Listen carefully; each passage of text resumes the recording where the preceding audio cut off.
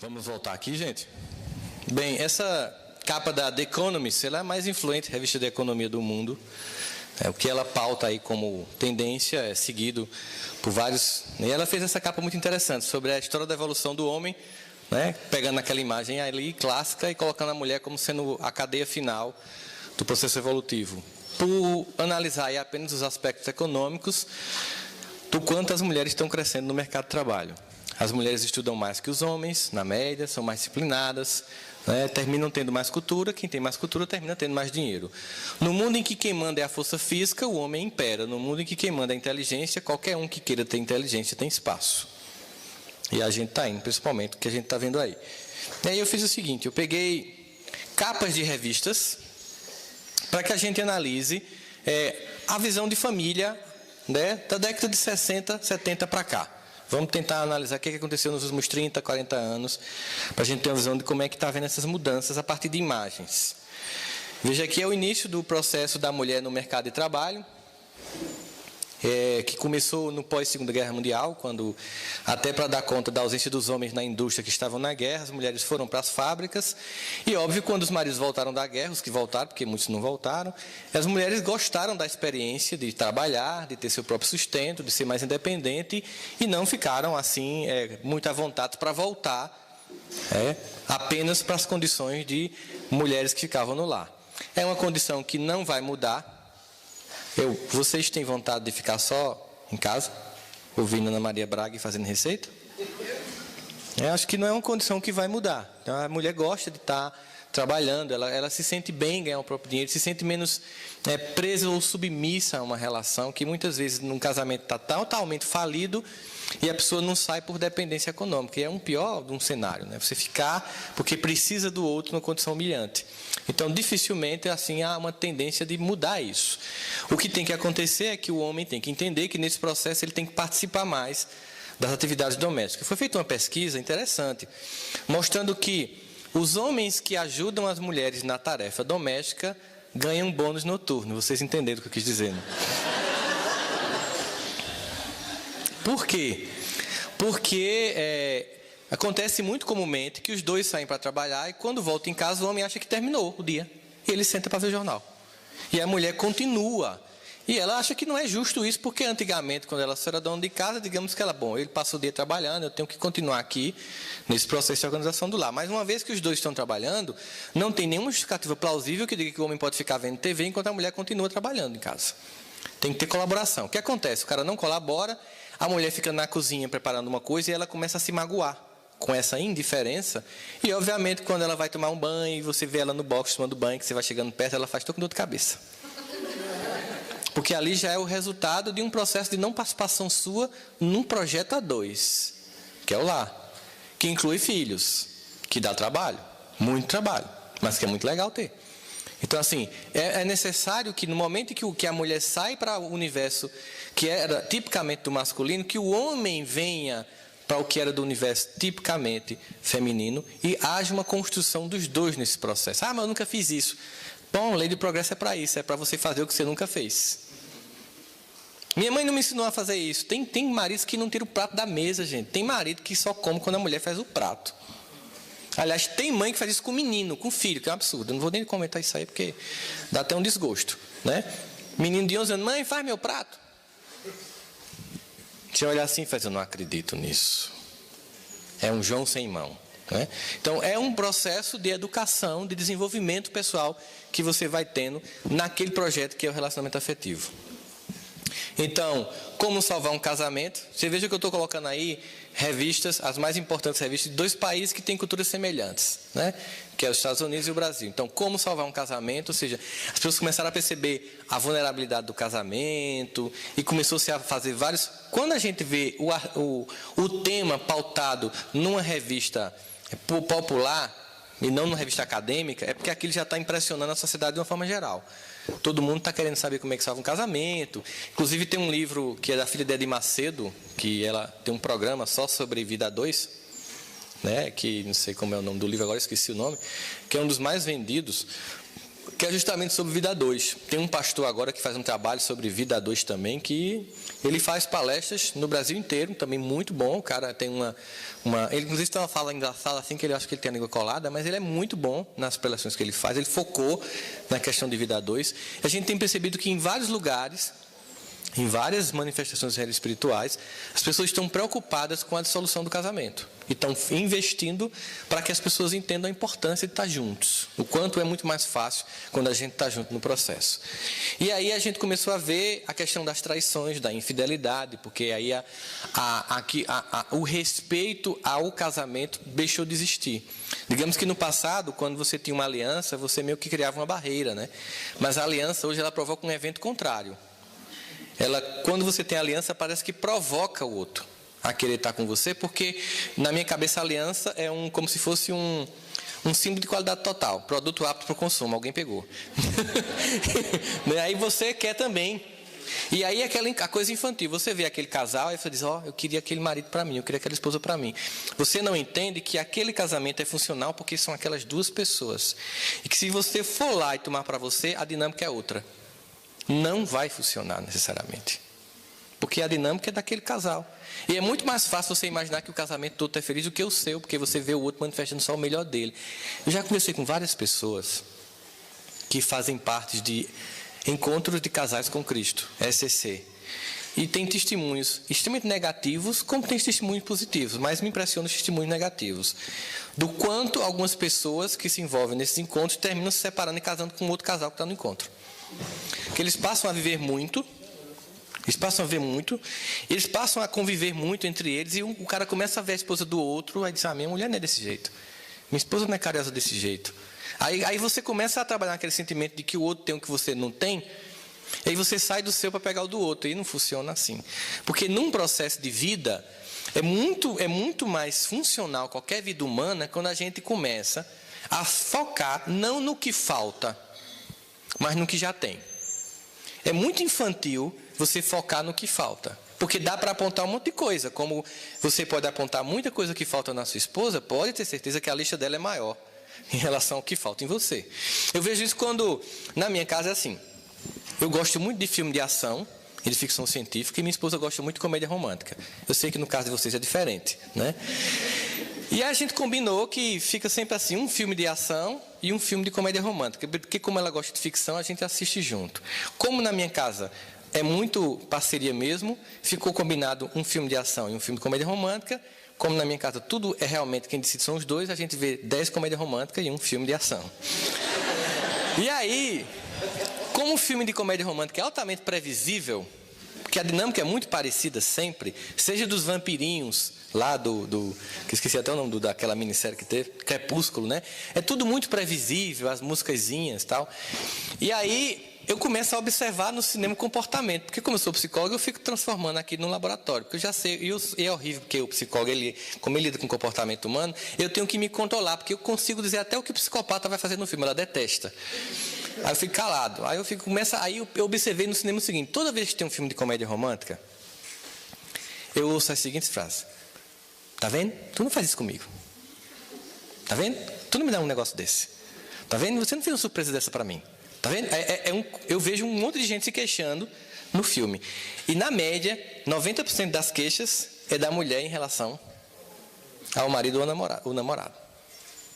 E aí quando você vai para o espiritismo, que você pensa nos romances espíritas, que todo homem vai para o umbral e a esposa vira espírito de luz. Preste atenção, leia direitinho. Eu percebi que a gente tem umas pestes meio ruins mesmo, né? Que a gente tem que estar se aprimorando. Observe, tudo, a mulher vai vem resgatar o marido lá no umbral, né? E a gente lá, chafurdando na lama.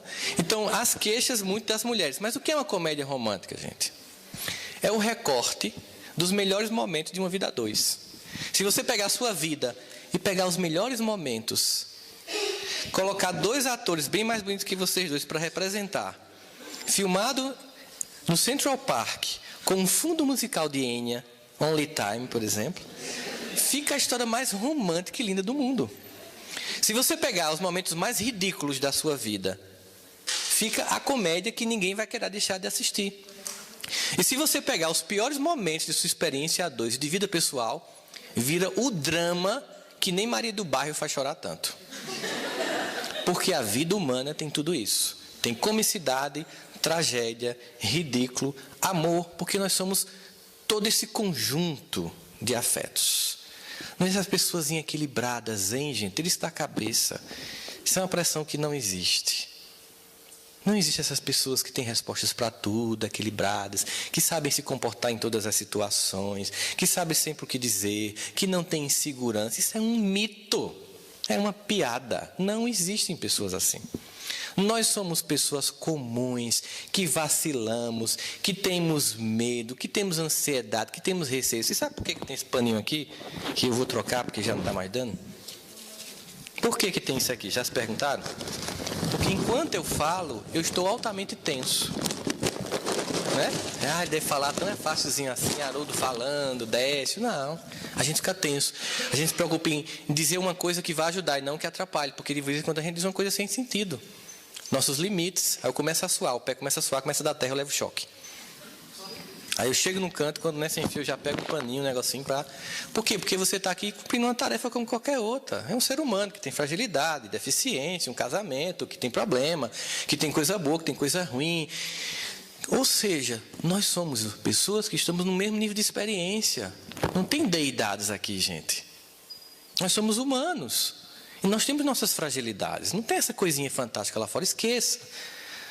O desenvolvimento da gratidão é muito funcional na vida, em tudo, porque você começa a perceber o que o outro tem, o que fez me casar com essa pessoa. Isso continua. Eu descobri outras coisas que eu não gosto, claro, a pessoa também descobriu de mim. O desafio agora é superar isso, é continuar amando isso. Eu não amo porque você me possibilita isso, eu amo você apesar de tudo isso. É quando a coisa começa a funcionar no casamento. Não é eu amo por causa disso, é apesar de tudo isso, eu amo você, eu quero estar com você, vale a pena esse processo. E é nisso que a gente está construindo aqui a experiência de entender um casamento como um desafio constante. E aí nós começamos a ver que da traição e das separações surgiram as vítimas. Não é? Os filhos começaram a ser abandonados. Geralmente, no casamento, depois do casamento, quem abandona o filho? Entendeu porque a gente vai para um umbral? Por isso. Os homens, infelizmente, tem exceções, eles deixam a esposa e os filhos. Muito comum essa cena. Comumente as mães chegam para mim e dizem assim: eu sou a bruxa, porque ele pega no fim de semana para levar para o shopping. Eu sou quem? Levanta, escova os dentes, fez exercício, desliga a TV, desliga esse telefone, sai do computador, desliga esse jogo. Não, saco. Ai da mãe que não faz isso. Mãe é moedora. Repetição gera aprendizado. Não existe alternativa. Aí a mãe chega para mim e diz: ele vai gostar do pai, não vai gostar de mim. Eu digo: nem pense isso. Pode ficar tranquila. Se ele tiver com o pai e levar uma queda, ele liga para quem? Porque ele liga para quem sabe que ama. Para quem sabe que cuida. Não queiram, entre a infância e a adolescência dos filhos de vocês, não queiram, nem esperem, nem sonham o amor dos filhos. Não é época para amor. Mas não abram mão do respeito dos filhos. Eles não têm que amá-los, mas eles não podem deixar de respeitá-los. Porque só alguém que eu respeito, eu finalmente aprendo a amar. Então não se preocupe em agradar seu filho. Mas se você se separou, não cometa o suicídio afetivo. Que é quando, para se vingar do cônjuge, você joga o filho ou a filha contra o ex ou contra a ex. Fazendo o que ele tinha que fazer, uma escolha trágica. Escolher entre duas pessoas que são importantes para ele, cujo relacionamento, a culpa não é dele, cujas escolhas não foi a criança que fez, e que agora tem que pagar o preço de escolher entre um pai e uma mãe. que tem que ir no final de semana ir com o pai e chegar contando que foi todo ruim para a mãe não ficar chateada. Queira que ele goste do pai. Não fale mal da criatura. Não precisa fazer propaganda de produto ruim. Ele mesmo faz propaganda dele. Não fale mal do marido. Não faça isso. Eu vou contar para vocês uma história muito interessante que aconteceu. Minha mãe, quando teve meu irmão, o mais velho, ela recebeu em casa uma babá, né, na época, década de 60, que estava grávida, tinha vindo do sertão da Paraíba, naquela época, imagina, década de 60, uma jovem grávida, trabalhava numa casa, o filho da família engravidou ela foi expulsa, os pais não quiseram, minha mãe acolheu, e ela com muito ressentimento dessa história toda, teve um filho, né, e minha mãe dizia, olha, nunca fale mal desse marido para seu filho, porque é o pai dele. Mas como é que eu não vou falar essa peste miserável que acabou com minha vida? Parará. Entenda, ele vai precisar de um modelo de pai. E se você disser que ele não presta, ele vai ter isso como modelo de homem. E o que é que eu faço? Crie um pai ideal na sua cabeça, reproduz essa história até o final da vida. E conte a mesma coisa para o seu filho. Não deixe ninguém da família contar o contrário. Ela pensou, aí criou que o pai era um advogado, um homem bom e justo, morreu de um acidente de carro. E criou esse menino. Criou esse menino, aquela cor todinha. Toda vez que me perguntava, mas seu pai era um advogado, homem bom. E ela pensando, aquele peste miserável, nojento. Homem bom, decente e tal, educou você, mas ele morreu e tal, não sei o quê. E aí, passaram-se os anos. A gente está em São Paulo e encontramos essa senhora num shopping, com uma bolsa Prada, que não era da 25 de março. E o filho tinha se tornado juiz federal. E ela disse assim, sabe por que ele se tornou juiz? A minha mãe disse, por quê? Porque ele queria ser igual ao pai. O pai morreu de cirrose, cachaça, lá no sertão. Mas, ouvindo você, eu criei um modelo bom para ele. E hoje, mesmo que eu conte a verdade, não destrói mais, não destrói. Porque quando eu digo que o pai não presta para a criança, seu pai não presta, é um nojento, ele traz sua mãe, ele não tem condição psicológica de ir para essa guerra, é destrutivo, gente. Fazer isso com o filho é destrutivo. Tanto que se criou uma lei chamada alienação parental. Eu até entendo, você é traída, trocada, cai o padrão de vida, ainda fica cuidando dos filhos sozinho, tudo que você quer é que ele morra no acidente de carro. Né? Mas é o pai dos seus filhos. Então não se vingue do seu ex-marido destruindo na sua filha ou no seu filho a imagem de um pai. Diga que ele é bom, que ele é independente de qualquer coisa, é o pai, que a traição foi de esposa e não de filha, e deixe que o seu filho e sua filha no futuro percebam o que é a verdade. Porque nesse caso o portador merece pancada. Então, é uma pausa que eu fiz para falar de uma coisa que eu vejo muito gritantemente no consultório, e sei o quanto afeta a vida das crianças, certo? Que é essa história da separação. Então, a guarda compartilhada, que é uma coisa que tem hoje em dia, justamente para evitar essa alienação parental. Muitas vezes as mães ficam muito preocupadas, tem umas que fazem para mim assim, ele não comparece, ele não ajuda, ele não vai, nem no final de semana. Aí eu pergunto assim, este seu marido, esse seu ex-marido, você quer que seu filho seja igual a ele? Não. Então, veja só, você não pode excluir do convívio com ele. Mas se ele não quiser participar da educação com seu filho, que bom. Agradeça a Deus. Porque ele vai ser um modelo negativo para o seu filho. O cara bebe, rapariga. Você quer que ele fique levando seu filho toda a semana para curtir esse processo? Não. Então, agradeça a Deus. É mesmo, não pensei por esse lado.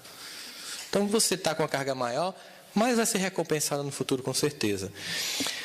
Aí as mulheres começam a se destacar no mundo dos negócios, em toda a expectativa, elas começam a ganhar bem, isso pesa muito, né? Os homens, se sentindo incapazes de lidar com isso, muitas vezes tentam destruir, porque eles não têm capacidade de lidar com a mulher forte. A gente vai discutir isso muito mais detidamente.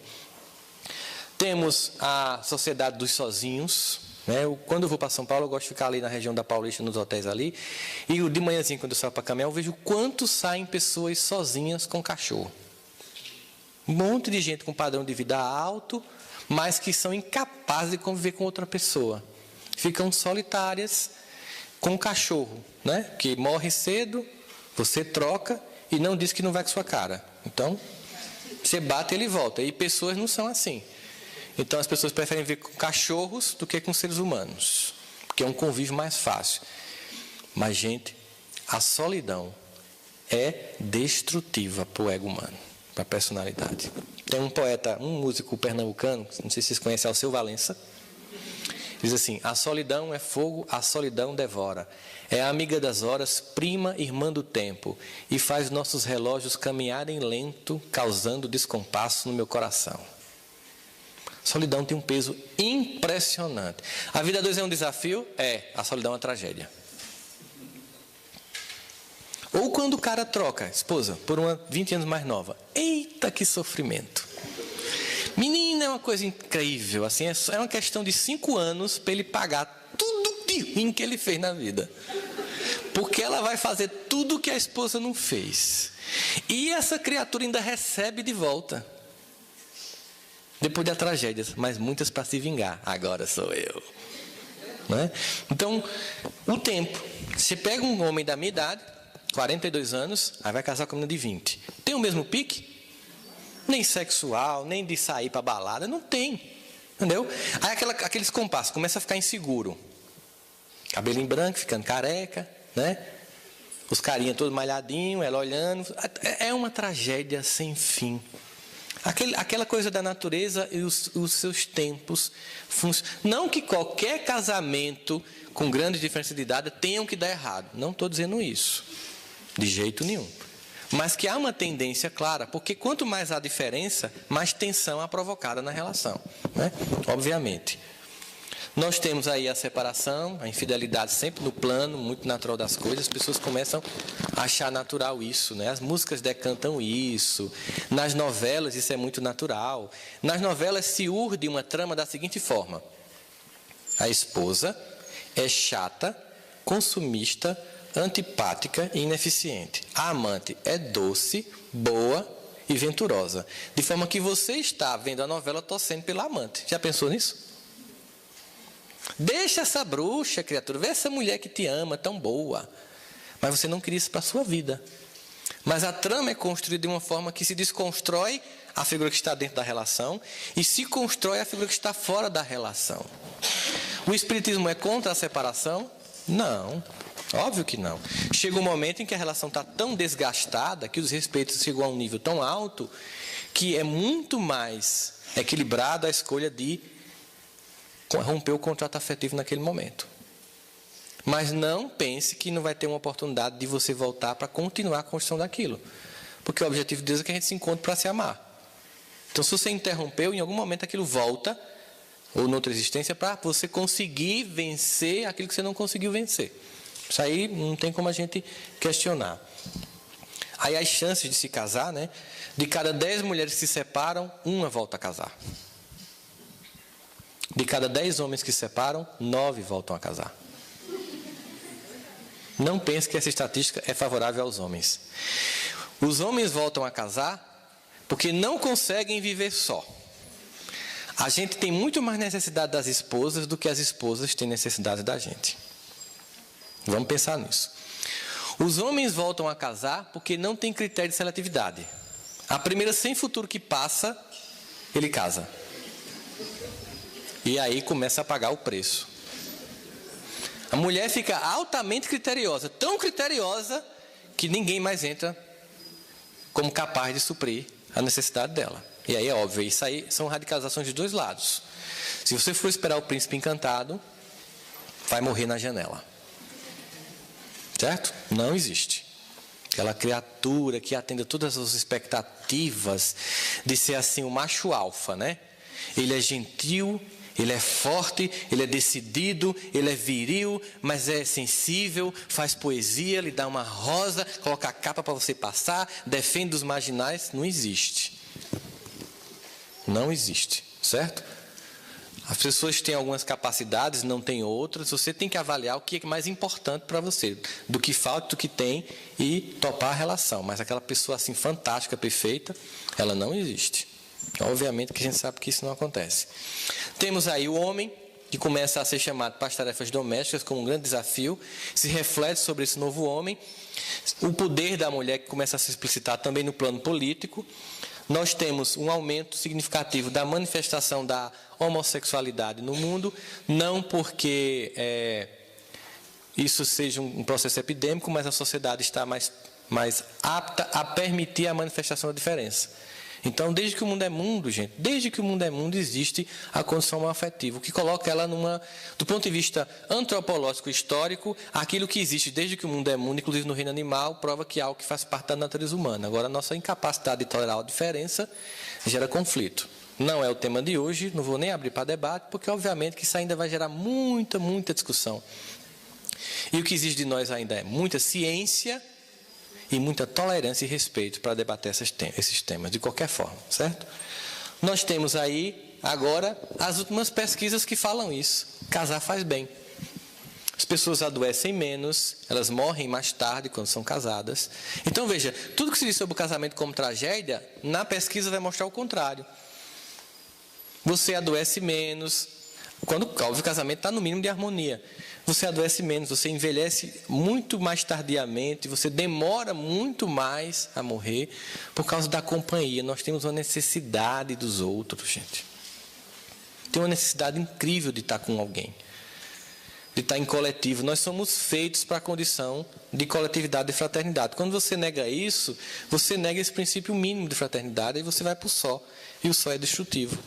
Bom, aí a gente vê aí a questão da coisa, dos contos de fadas que ainda existe hoje e os novos status que a mulher tem. Ela busca conhecer-se.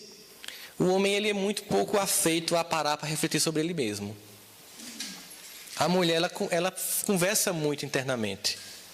O fluxo de pensamento de uma mulher é muito forte, né? Eu vejo isso na terapia. Você faz uma terapia, uma sessão com uma mulher hoje, semana que vem ela diz: eu passei a semana inteira pensando numa frase que você me disse. O homem faz assim: a gente parou aonde na última sessão? A sessão para ele é naquele momento. Para a mulher, aquele é o pontapé de uma sessão de uma semana de terapia que ela faz com ela mesma, a cada frase que você aventa e descoberta que ela faz. Então, ela conhece mais suas emoções que os homens, né? E elas estão dispostas a desafios da vida. A mulher, eu acho que a experiência de menstruar e sentir toda a angústia, ou do físico, emocional, a labilidade emocional que varia muito grande da mulher, faz com que a mulher seja muito resistente à dor. Veja quando o homem adoece, como é engraçado.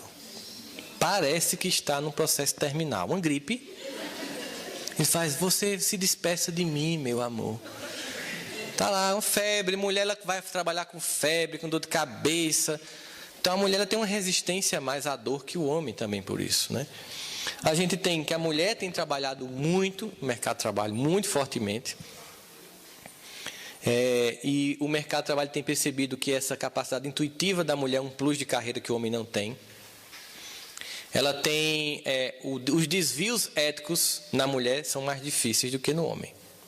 Não que não haja mulher que também cometa desvio ético no mundo do trabalho, mas as mulheres têm um compromisso ético na média maior que o dos homens, especialmente no Brasil, certo? Temos que elas estudam mais que os homens. Elas, na média, no Brasil, têm 2 ou 3 anos a mais de estudo que homens.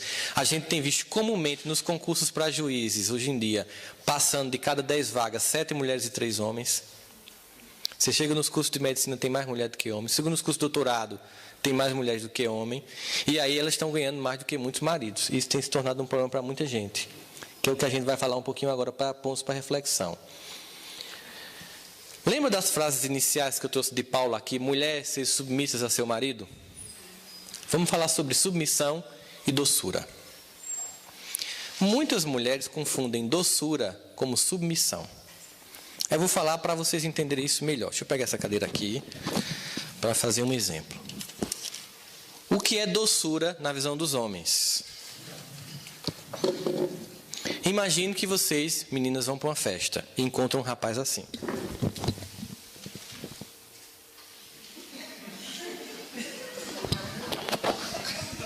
Vocês se interessam? Por que não se interessam? Inseguro, o que mais? Carente, o que mais? Imaturo, o que mais? Sem o quê? Sem atitude? Hã? Bobo. Eu já estou aqui morrendo, meu ego está indo.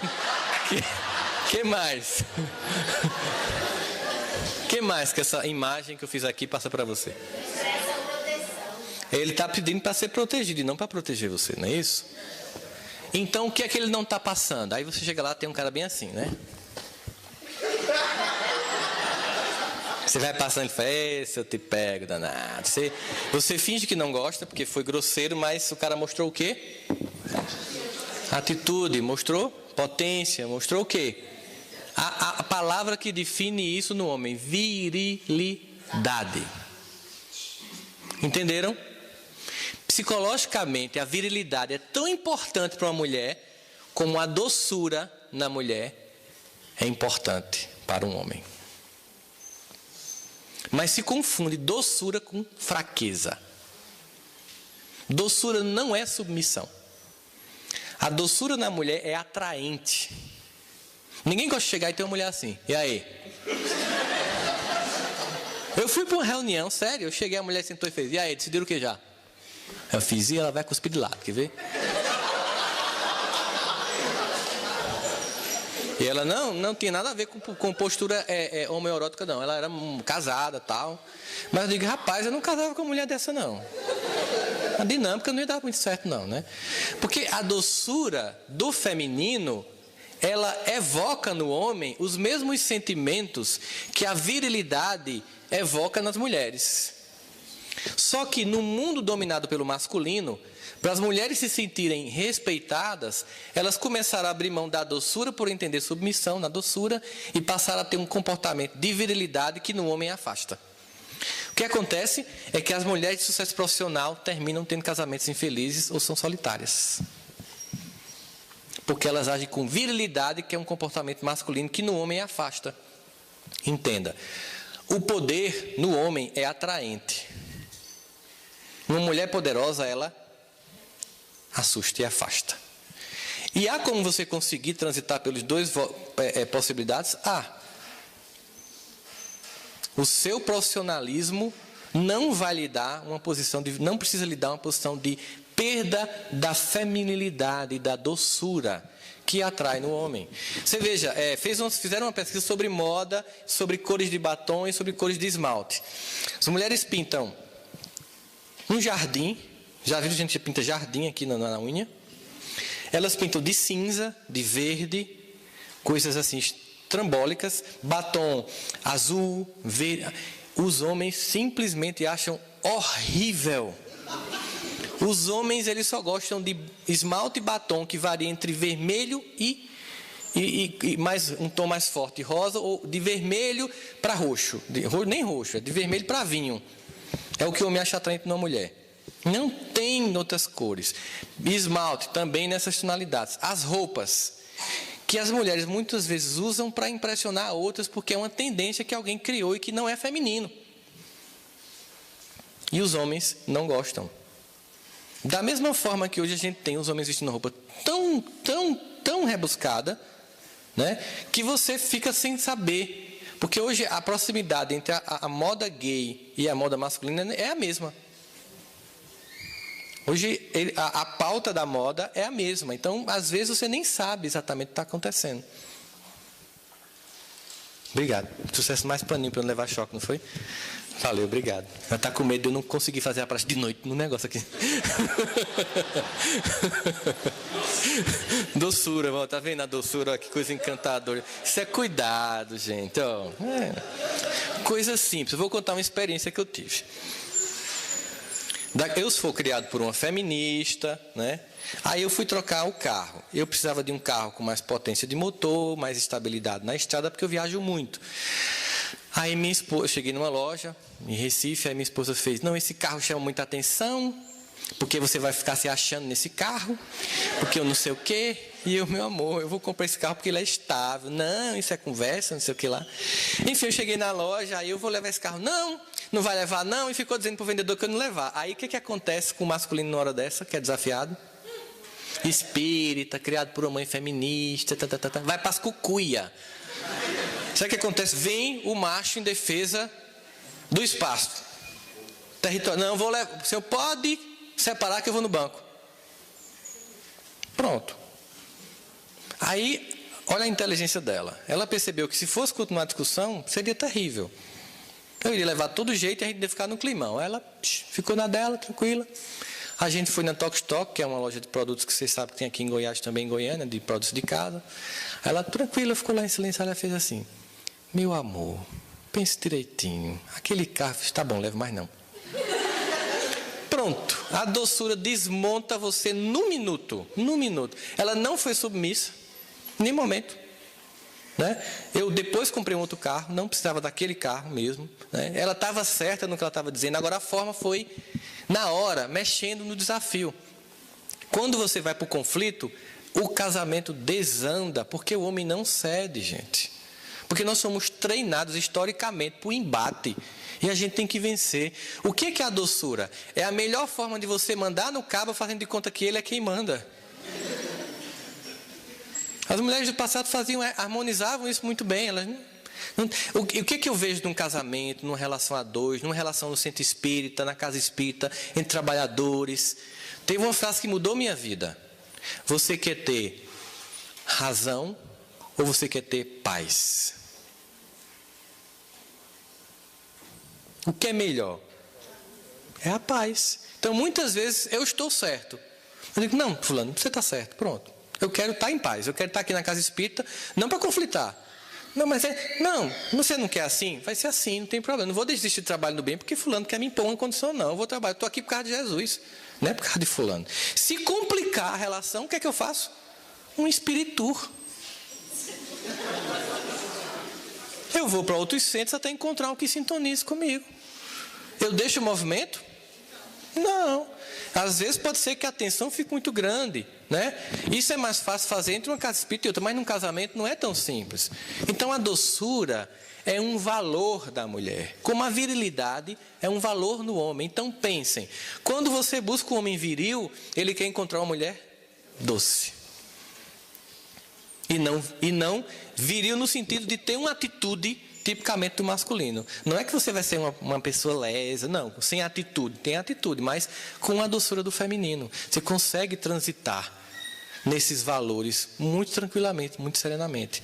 Eu vi uma condição que a gente vê, observa muito claramente, que é a condição eu falei muito já disso aqui, que é a condição da mulher ganhando mais, a condição da mulher sendo importante. Os homens, na média, não sabem lidar com isso. Só tem uma coisa que o homem admite, que a mulher seja mais que ele. O que é? Bonita. Né? Mas quando ela ganha mais, o cara não fica bem. Quando ela tem mais status, o cara não fica bem.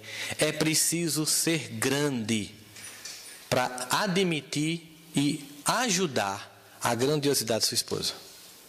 É preciso isso. Precisa envolver virtude. Tem um casal da mídia que eu acho muito interessante, a vida deles dois, que eles são até espíritas, que é Glória Pires e o marido, que é um cantor, o nome dele é...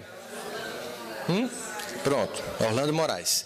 E ele fez uma música em que ele revela essa condição dele. Ele diz assim: a mim não importa ser a sombra quando você é a figura, ser a situação quando você é o assunto. Eu nasci para estar ao teu lado, mesmo quando não estamos juntos. Ou seja, está declarando lá, eu não estou disputando o ego de ser a figura de proa nessa família. Você brilha, você é luz, então eu não vou, com vergonha de não ser como você, ou achar que eu tenho que ser como você, deixar de usufruir de ter você na minha vida. Então os homens têm uma dificuldade muito grande.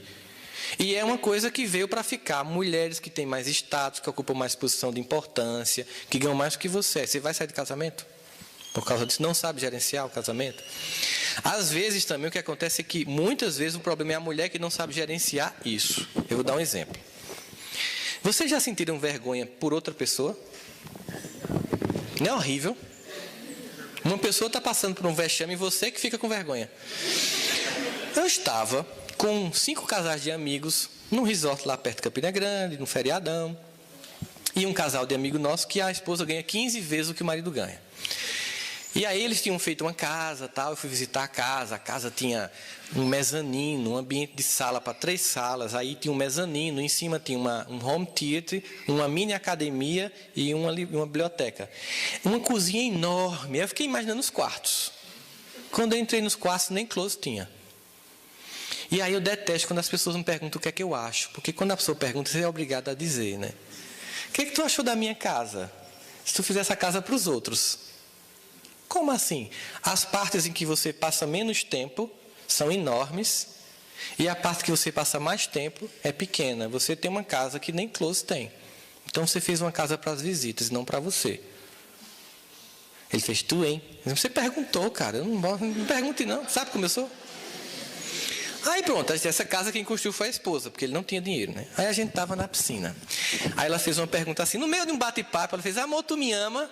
Nunca faça uma pergunta dessa, gente, na frente dos meus. Aí ele demorou, porque quando demora, a gente já disse, né? Demorou a responder. Aí que envergonhado, claro, meu amor, que eu lhe amo. Mas também depois daquele carrão que eu te dei. Sentiram vergonha por ele? Só de imaginar a cena. Sabe o que aconteceu, gente? Estávamos todos em pé na piscina. Se não houvesse nada sincronizado, a gente tinha inventado no dia. Porque todo mundo fez... Na mesma hora. Ficou os dois lá.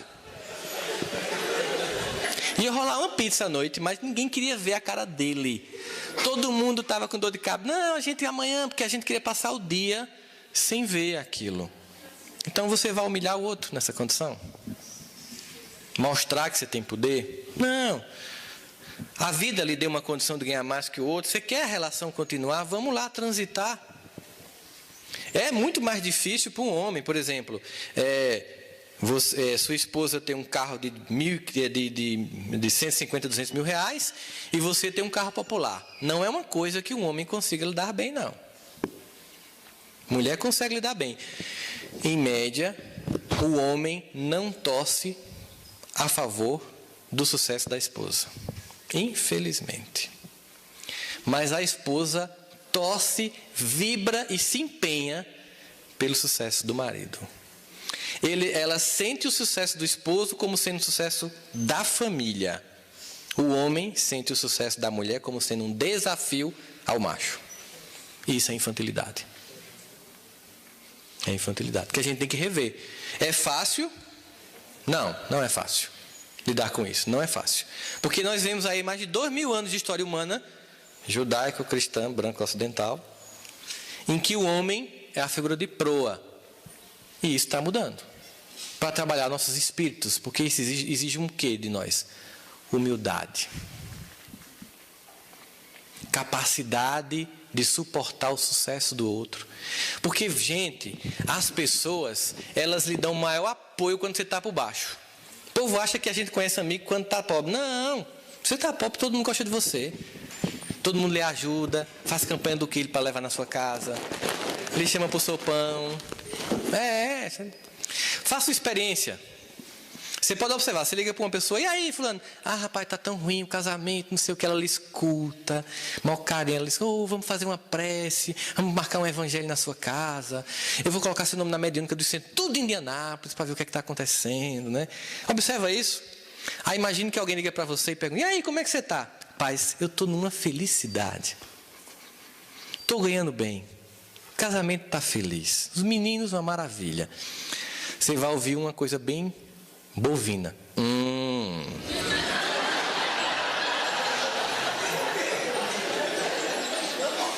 Do outro lado da linha. Ah, tá. Que é tipo assim, está se amostrando, né? Está querendo me humilhar. A pessoa desliga o telefone. Se você for contactar bem, a pessoa não suporta. Observe, é sério. A gente dá um maior apoio a quem está fraco.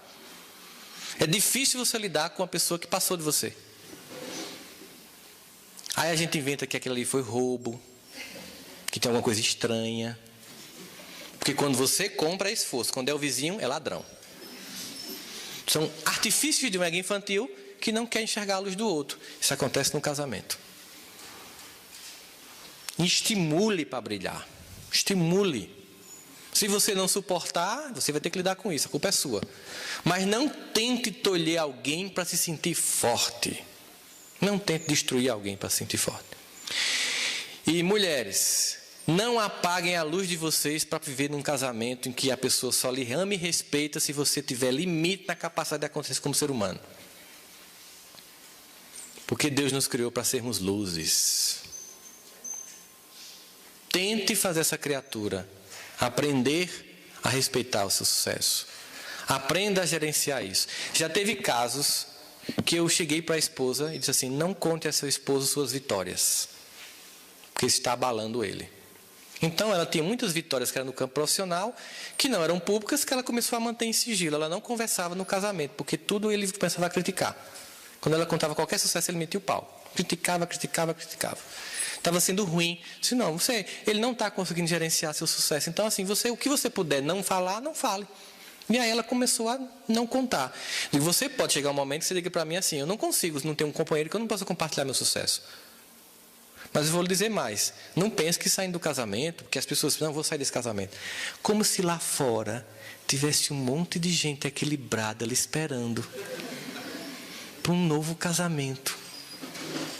A pessoa pensa isso: não, lá fora tem um monte de gente zen, venha comigo, vai dar certo. Não, tem um monte de gente equilibrada lá fora. Então, lidar com isso é algo muito importante, sobretudo com parte dos homens. Já falei disso aqui agora. Num casamento, quando você pensa no outro para lhe servir, o casamento não vai funcionar. Quando você pensa em eu estar na condição de querer servir o outro, o casamento vai funcionar. Não é o que o outro pode proporcionar por mim que vai fazer um casamento funcionar. O que eu posso proporcionar ao outro que vai fazer o casamento funcionar. Delicadezas simples. Às vezes a gente acha que paga. Às vezes o homem é muito tolo. Às vezes ele falha, aí compra uma joia bem cara. Quando a mulher não precisa disso. Algumas gostam, eu sei, né? Mas nem é isso que elas esperam. Às vezes um simples: estou aqui, você não pode estar comigo e só estou sentindo falta de você. Pronto, ela passa o dia assim, sorrindo. Porque para ela a importância que ela dá é: ele pensa em mim na ausência, ele lembra de mim. Às vezes você viaja, ou vai no supermercado e pega o hidratante que ela gosta.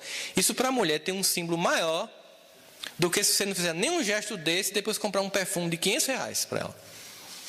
Por que significa? Que você sabe que ela usa aquele hidratante, ou usa aquele desodorante, que ela entrou naquele supermercado, procurou e não achou, você percebeu isso, gravou, e quando você viu, você levou. Isso é um gesto de delicadeza, gente. De cuidado, de prestar atenção no que o outro faz. Não dá para você prestar atenção quando elas mudam louro cinza médio 33 para louro cinza médio 32, chega em casa e diz: notou? Aí você notou o quê? Minha esposa chegou em casa e fez: amor, tá dizendo? Aí eu: isso é horrível, né? Você fica naquele jogo dos 7 erros. O que é que tem aqui de novo? O que dá é desespero. O que é que tem de novo, Jesus? Me ajuda. Meus irmãos, mediuniza alguém para me dizer. Ela: você não notou? Eu disse: o quê, meu amor? As sobrancelhas. Aí eu fiz: o que foi? Eu fui no spa das sobrancelhas. E tem spa para sobrancelha. Ela tira com uma linha. Negócio bem diferente. Tá bem harmonizado agora. Notou? Aí eu fiz: meu amor, se eu tivesse notado, eu não era seu marido, não.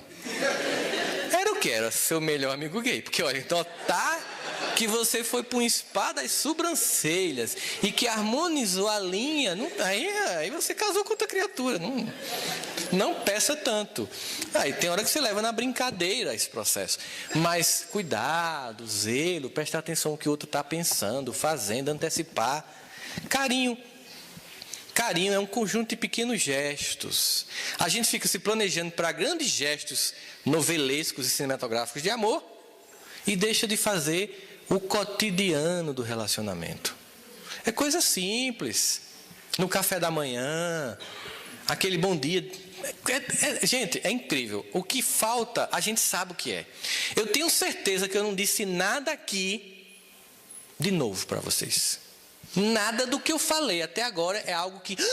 eita, tem que dar bom dia. Não. Nada do que eu falei aqui é novo. Nada. Apenas a gente não faz o que a gente sabe que tem que ser feito e que funciona. Nada. Impressionante. A gente vai deixando de fazer. Dá bom dia, gente. Minha esposa, ela se estressa porque eu Vocês já notaram que eu sou meio hiperativo, então eu acordo assim. Eu acordo. E minha esposa, ela reinicializa. Abre um olho, abre outro. Isso é um processo que dura meia hora a 45 minutos, eu já calculei. Quando a gente viaja, eu sempre tomo o café da manhã 5 para as 10. Porque quando está fechando o café, o ovo já está ruim, não sei o quê, porque ela consegue acordar nesse momento, um processo de reinicialização. Depois eu percebi que o relógio biológico dela, é o jeito dela, ela não faz para me provocar. É o jeito dela.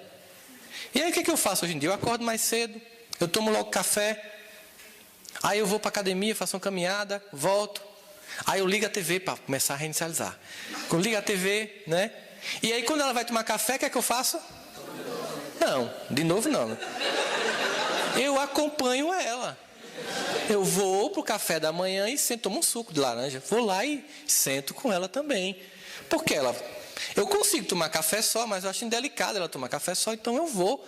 Ela não consegue acordar cedo comigo, mas também ela é como eu, vai até tarde. Né? A gente dorme lá em casa 1h30 da manhã, 1 da manhã, só que eu acordo 5h30. Mesmo dormindo tarde, eu acordo 5h30 invariavelmente. Ela não consegue, é o ritmo dela. Por exemplo, se arrumar para sair, vocês sabem como uma mulher demora para se arrumar para sair, gente. É uma coisa impressionante. Primeiro, num guarda-roupa em que 80% do espaço é ocupado pelo universo feminino. Não é? Você fica com 20% que vai se amassando. Vai virando 10, 5. Né? Você tira uma camisa, estava engomada, mas não está mais. Porque as roupas vão adentrando. Mas a necessidade de vestimento da mulher, em termos de detalhe, de sapato, é muito maior do que a nossa. Você basta um sapato preto, um marrom, né? Um cor de café, pronto, já tem ali para qualquer evento. Para a mulher não, tem coisas impressionantes assim. Quantas vezes minha esposa foi comprar um sapato que eu disse, você tem um igualzinho a essa? Não é igual não. Esse aqui tem... Aí era um negócio assim, gente. Um spike. Sabe o que é um spike? É uma ponta agora que sai assim nos sapatos. Tem um spike a mais. Primeira vez que eu vim aqui em Goiânia, eu entrei no shopping Flamboyant. Não, Flamboyant, aqui o maior que tem. Como é o nome daqui? É Flamboyant, né? Que tem o Outback. Aí eu liguei para ela. Aí a primeira coisa que ela não perguntou, meu amor, como é que tá? Ela fez, aí tem chutes? Aí eu disse, tem. Eu queria tanto comprar o sapato tal, não sei o que, mas sentar aqui é complicado. Não, peraí. Aí eu fui na loja da Chutes e pedi para a moça, tem Wi-Fi aqui? Elas têm. Me dá a senha. Peguei o iPad. Aí a moça começou a mostrar os sapatos na frente do iPad, meia hora. Eu filmava tal. Aí levei um sapato. Quando eu fui pagar, as 3 vendedoras fez, você tem um irmão?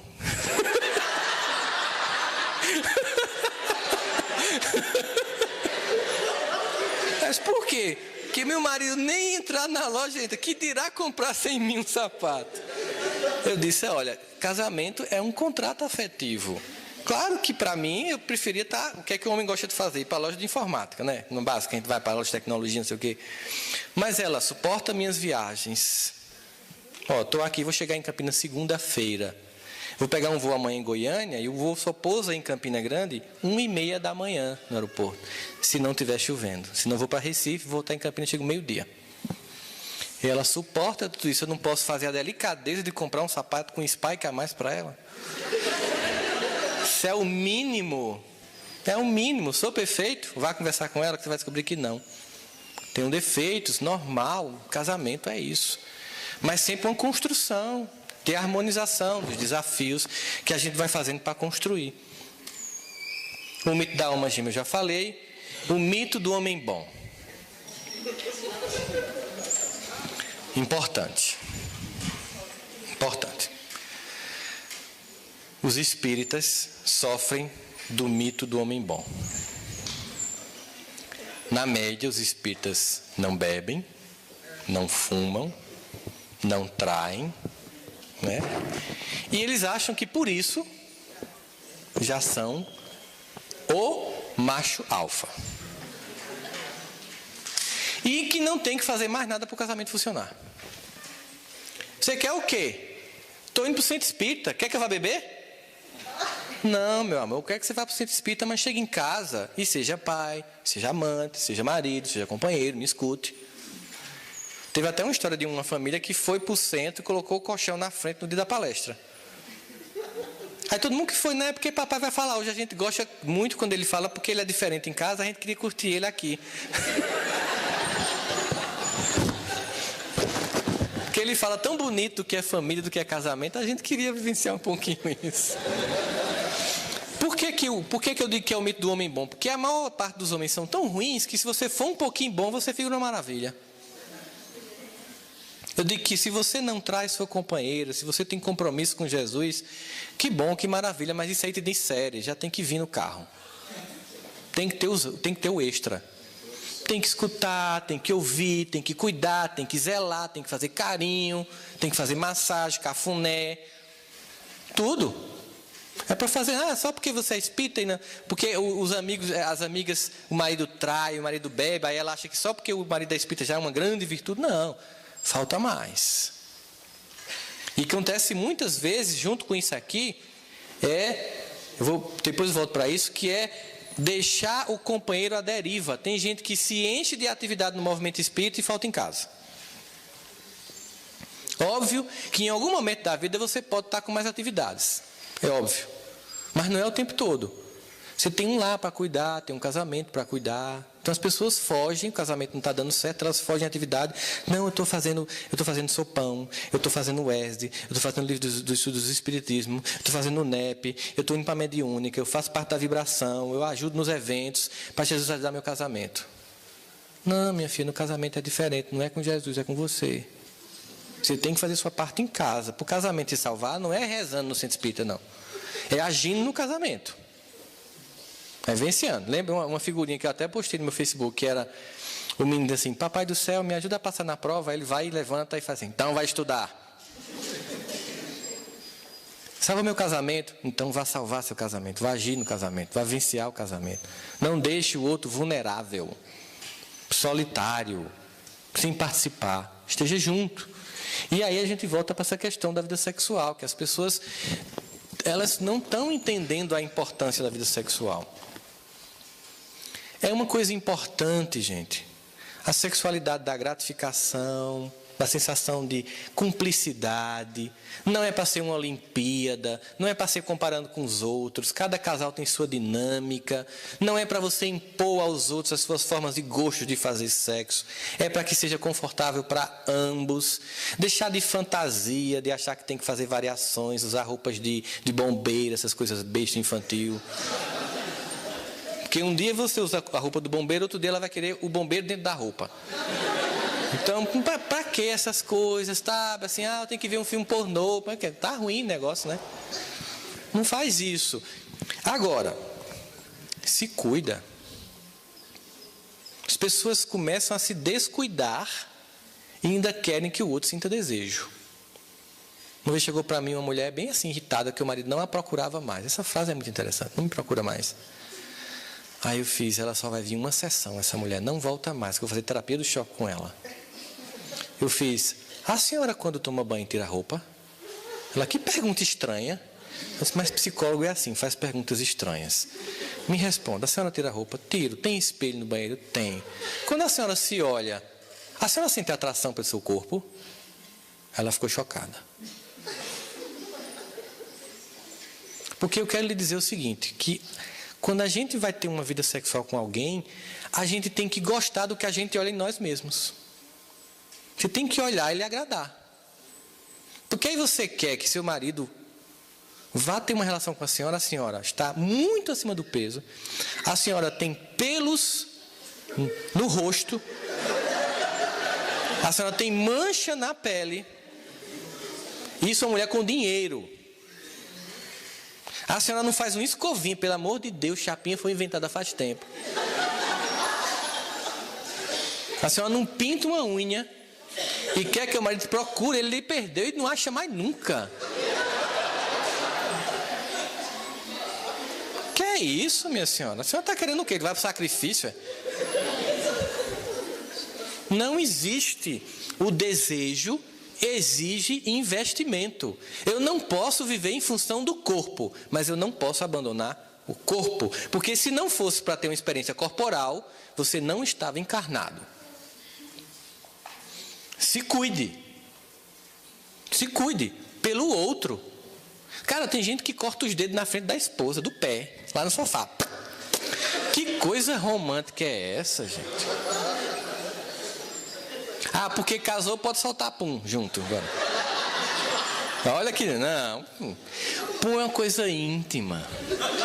É uma coisa só sua. Não é para ser compartilhado. Eu comprei uma casa de um casal que iam para outra casa. Aí quando eu cheguei lá, tinha do lado do vaso sanitário uma cadeira dessa. Juro para vocês, vou contar. Já imaginou a cena, né? Não, eu imaginei, mas não acreditei. Disse, rapaz, essa cadeira aqui? Ah, não, é porque a gente gosta muito de conversar quando está fazendo cocô um com o outro. Eu fiz, Jesus.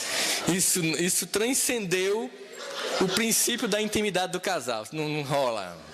Número 2, número 1 ainda vai. Você está tomando banho, um entra para fazer xixi, ainda eu acho suportável.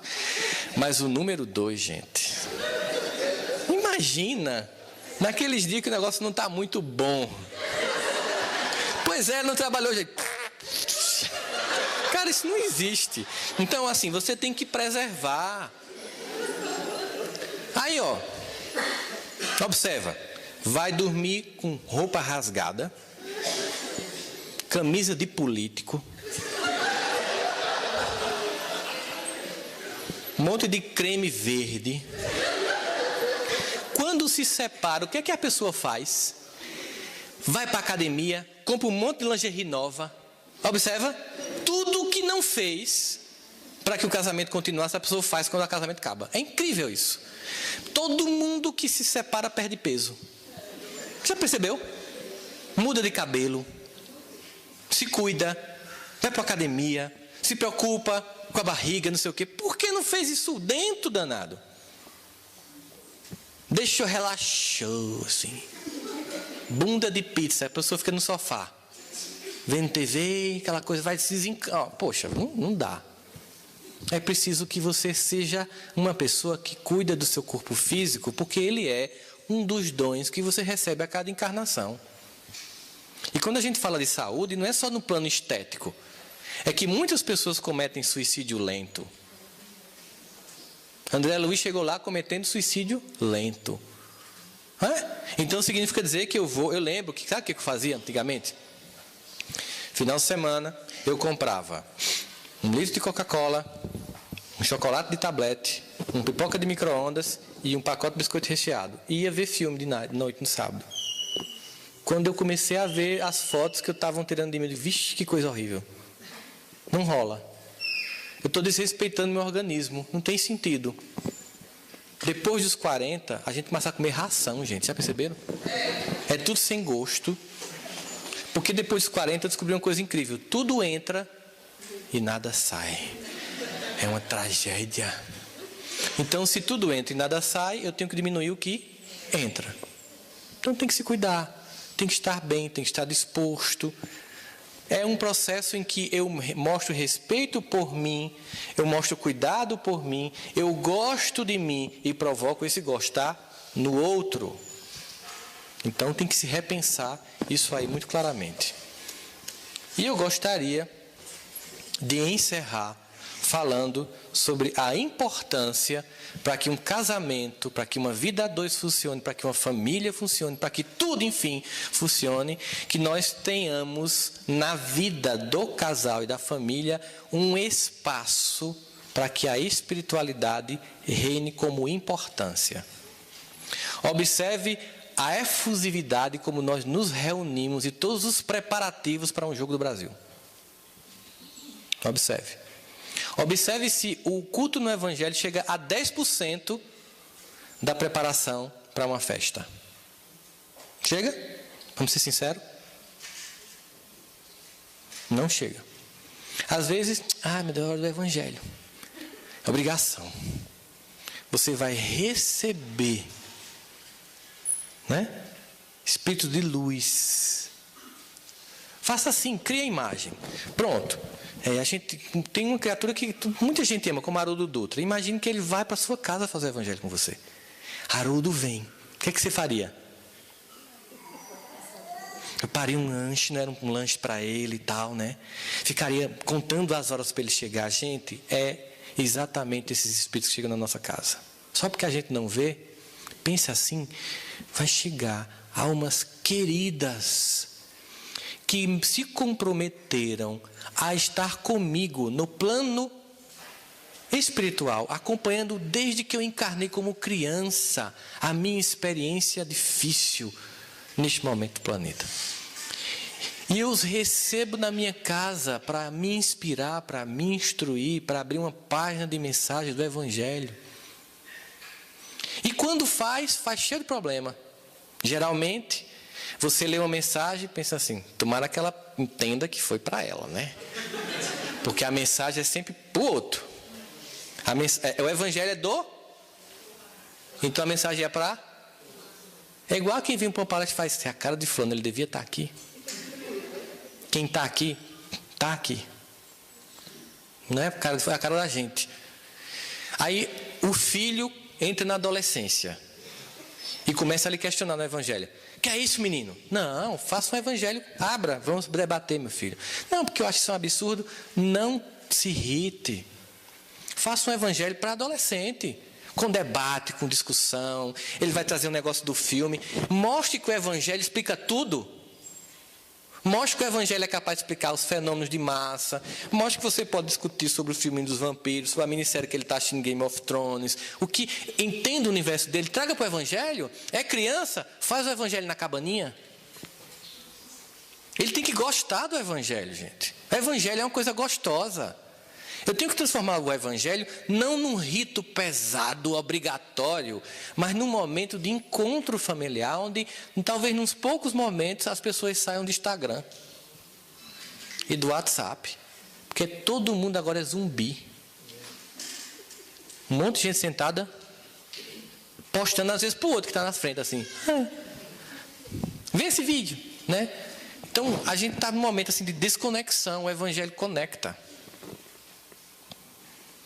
Por que as pessoas não acreditam muito no Evangelho? Já parou para perguntar isso? O que acontece? A pessoa chega no centro espírita, aí dá o nome dela, Rosana, o que é meu nome? Está dando problema na minha casa e tal. Aí Rosana vai, leva para a mediúnica, não sei o que, não sei o que, não sei o que. Aí os irmãos peçam para ela fazer mais Evangelho. A pessoa vem para o retorno no centro, né? Ela quer uma coisa mágica. Aí se diz, os irmãos estão pedindo para você fazer mais Evangelho lá. Oxe, só isso. Como só isso? O Evangelho. É porque não tem sido feito. Quando eu falo do Evangelho, não é aquele momento apenas, daquele dia que você marca para ler o Evangelho. Não. É a prática cotidiana do Evangelho de Jesus na sua vida. É por isso que sua vida está desse jeito. As pessoas querem que os espíritos tenham uma receitinha de bolo para resolver o problema. A prece, ela tem uma funcionalidade. O que é o Evangelho? O que eu faço no Evangelho? Eu entro em contato com o self. Às vezes eu estou com um problema com o marido, ou com o filho, e eu começo a fazer prece. Por quê? Porque meu ego com ele está em desarmonia. Mas o meu eu eterno com o dele é fraterno, foi criado por Deus. Eu vou conversar com a alma, em prece. Se desarma, meu esposo. A gente vem a esse tempo todinho, às 45 segundos do tempo, vai sair do jogo. Que é isso? Vamos até o fim. Eu vou começar a tentar deixar de olhar tudo que eu acho que você não tem feito por mim, e eu vou fazer o que eu acho que eu preciso fazer. Porque fica um jogo de você não faz isso, isso, isso, outro você também não faz isso, isso e isso. E você se desarma. No Evangelho você provoca a abertura espiritual para esse momento. O Evangelho com criança tem que ser feito como criança gosta. Um Evangelho com desenho, com brincadeira. Está pensando que aquilo é um ritual sagrado dentro de um templo que você não pode sentar no chão, fazer uma cabaninha, botar uma velinha, fazer um Evangelho diferente? Cantar uma músicazinha de evangelização infantil? É possível uma criança gostar do Evangelho, todo mundo sentado numa mesa com um copo e um negócio com água, todo mundo sério? É possível, gente, isso agradar uma criança, um adolescente, que começa a questionar e você, não, está escrito aqui, é o quê? Virou dogma? Doutrina espírita é debate. É para você discordar mesmo, é bem-vindo. Pensar diferente, ele vai dizer, não, isso é assim não. Aí você se choca com seu filho, aí o que ele faz? Incrível a quantidade de espírita que os filhos não frequentam a casa espírita. Por que será? Quem está falhando?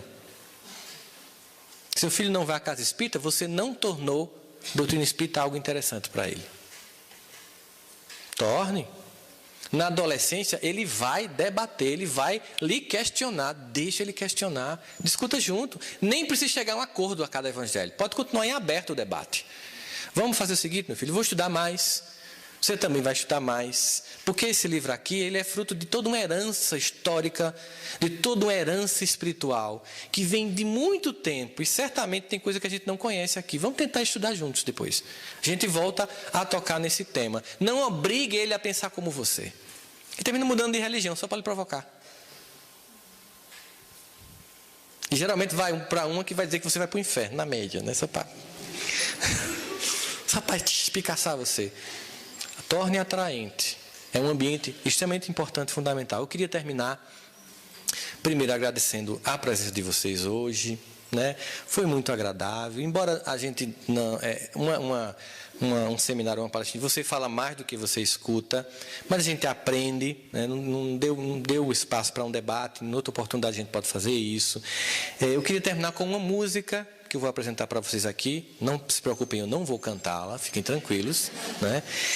Que é do Grupo Acorde. Não sei se vocês conhecem o Grupo Acorde. É um grupo lá da Paraíba, de João Pessoa, né?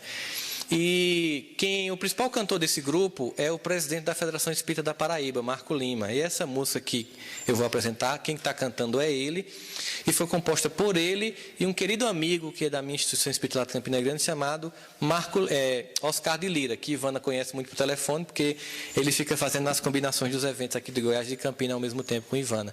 Eles fizeram essa música sobre família. Eu vou projetar a letra e colocar a melodia para vocês verem como essa música é linda e é tocante com relação à família, certo?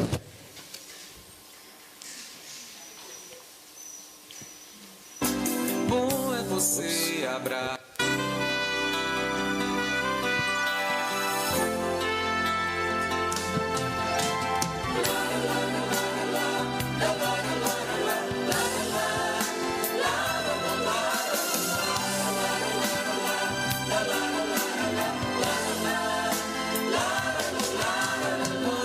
Pessoas sofrem por não ter ninguém do seu lado.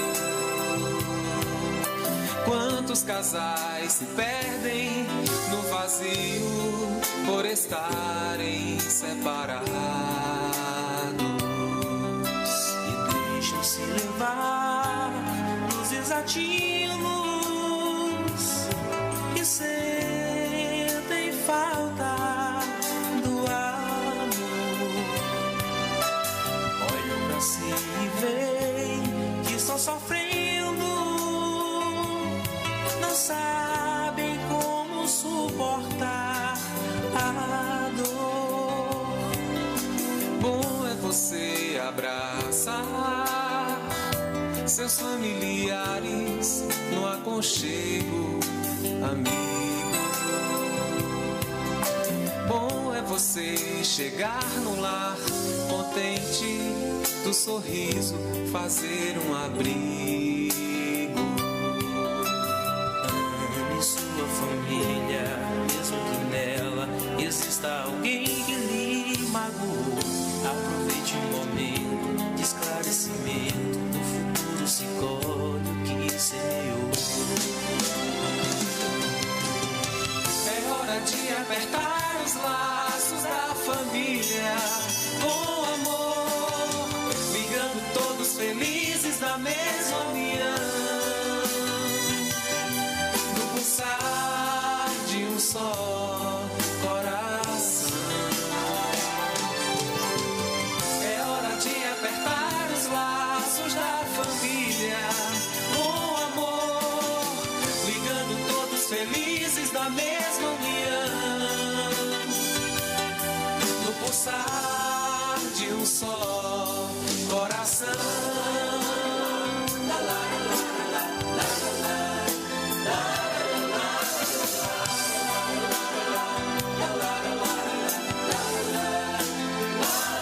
Vamos lá, ó. Bom é você abraçar seus familiares no aconchego, amigo. você chegar no lar contente, no sorriso fazer um abrigo. Ame sua família, mesmo que nela exista alguém que lhe magoou. Aproveite o momento de esclarecimento, no futuro se colhe o que semeou. É hora de apertar os laços da família com amor, vibrando todos felizes na mesma união, no pulsar de um só coração. É hora de apertar os laços da família com amor, ligando todos felizes na mesma união, no pulsar de um só coração. Sejam felizes, lutem por isso, depende de vocês. Muita paz, muito obrigado, valeu.